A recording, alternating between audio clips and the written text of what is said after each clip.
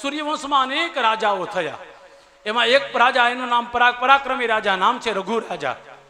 આ રઘુ રાજા એવા પરાક્રમી હતા કે પોતાના ઘરની અંદર, પોતાના આંગણામાં કાયમ માટે ગાયો રાખતા. ક્ષત્રિય ધર્મને બહુ ઈમાનદારીથી નિભાવતા. પણ એને ત્યાં સંતાન નહોતું રઘુ રાજાને. એટલે વિશ્વામિત્રને કહે છે કે મારે સંતાન જોઈએ છે. રઘુ રાજા વિશ્વામિત્રે કીધું ગાયની સેવા કર, ગાયની સેવા કરીશ તો તારે ત્યાં સંતાન થશે. રઘુ રાજા સેવા કરે છે. રાત્રિના સમયે બન્યું એવું, ઘણી બધી ગાયો બાંધી હતી.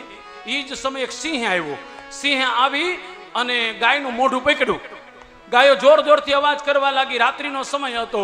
રઘુ રાજાએ ન્યાનમાંથી તલવાર કાઢીને જોરથી માર્યું. બન્યું એવું કે સિંહનો તો કાન કપાઈ ગયો, પણ ગાયનું માથું કપાઈ ગયું. રઘુ રાજાને સવાર પડતાની સાથે વિશ્વામિત્રે શ્રાપ આપ્યો કે જાઓ તમે રાક્ષસ થઈ જશો. આવી કથા છે. પણ એ રઘુ રાજાએ કીધું કે મારી ભૂલ થઈ ગઈ, મને ક્ષમા કરો. બસ એ જ સમય કહે છે રાક્ષસ થશો પણ છતાં તમારા વંશનું નામ કાયમ માટે ઉજળું રહેશે.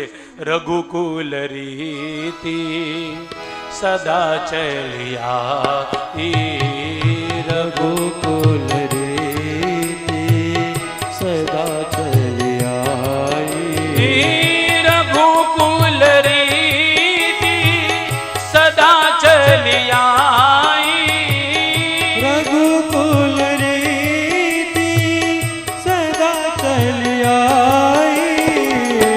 પ્રાણ જાય અરુ બચન ન જાય, પ્રાણ જાય અરુ વચન ન જાય, પ્રાણ જાય અરુ બચન ન જાય, પ્રાણ જાય અરુ વચન ન જાય. આ રઘુ રાજાના વંશમાં અનેક પરાક્રમી રાજા થયા. ઈરા વંશમાં આગળ જતા સગર રાજા થયા. સગર રાજાએ એક વખત બન્યું એવું મોટો યજ્ઞ કર્યો. અને આ યજ્ઞની અંદર ઘોડો બાંધી અને પછી યજ્ઞના ઘોડાના સન્મુખ યજ્ઞ કરે છે. ઇન્દ્રએ આવીને ઘોડો છુપાવી દીધો, કપિલ મુનિના આશ્રમમાં બાંધી દીધો. કથા સાંભળજો, બહુ સરસ મજાની છે. કપિલ મુનિના આશ્રમમાં ઇન્દ્ર ઘોડો લઈને બાંધી દે છે. આ બાજુ સગર રાજાના યજ્ઞમાં ઘોડાની જરૂર પડી એટલે ઘોડો નહોતો. અશ્વમેઘ યજ્ઞમાં ઘોડો ખાસ જોઈએ. બસ એ જ સમયે એક સગર રાજા પોતાના દીકરાઓને કહે છે જાઓ પૃથ્વીને ચારે બાજુથી ખેડી નાખો, ગમે ત્યાંથી ઘોડો લઈને આવો. હવે સાંભળજો, સગર રાજાને કેટલા દીકરા હતા? 2 5 નહીં, 60,000 દીકરા હતા. 60,000 દીકરા. અને સગર રાજાના દીકરાઓએ પૃથ્વીને ખેડી. સગર રાજાના દીકરાએ પૃથ્વી ખેડી એટલે નામ પડ્યું સાગર. આ સાગર દેખાય ને, આ બધા સગર રાજાના દીકરાઓએ પૃથ્વી ખેડી છે. પણ ક્યાંય ઘોડો ન મળ્યો. બસ એ જ સમય બન્યું એવું, ખબર પડી કે અમારા યજ્ઞનો ઘોડો છે એ કપિલ મુનિના આશ્રમમાં છે. સગર રાજાના 60,000 દીકરા એક સાથે ગયા. કપિલ મુનિ આંખ બંધ કરીને બેઠા હતા અને સગર રાજાના 60,000 દીકરા એક સાથે દોડીને આવ્યા. મારો મારો અવાજ સંભળાનો. કપિલ મુનિએ કેવલ આંખ ખોલી. આંખ ખોલતાની સાથે જ એમાંથી તેજ નીકળ્યું. 60,000 દીકરા બળીને ભસ્મ થઈ ગયા. 60,000 દીકરા સામાન્ય વાત નથી કરતો, યાદ રાખજો. કપિલ મુનિના ખાલી તેજના કારણે બળીને ભસ્મ થઈ ગયા.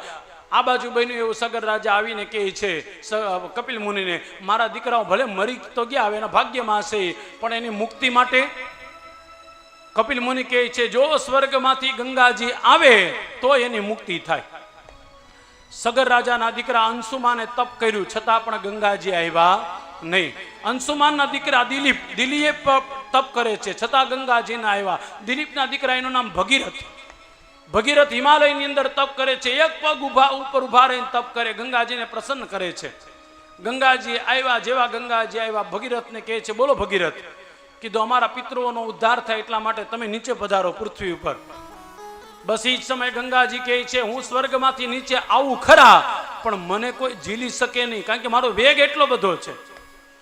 હે ભગીરથ, પેલા એક કામ કરો, કોઈ એવો વ્યક્તિ બતાવો કે જે મને ઝીલી શકે, નકર હું સ્વર્ગમાંથી નીચે ઉતરું પૃથ્વી ફાટી જાય તો.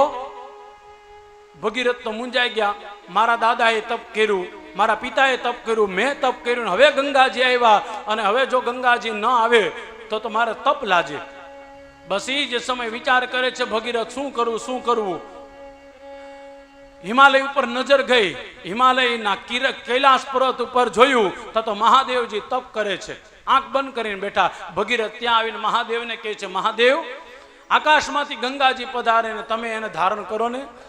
બસ એ જ સમયે મહાદેવ કહે છે, હા ભગીરથ હું ગંગાજીને ધારણ કરીશ. કેવી સરસ મજાની કથા છે. ભગવાન શિવજી તૈયાર થયા છે ગંગાજીને ધારણ કરવા માટે.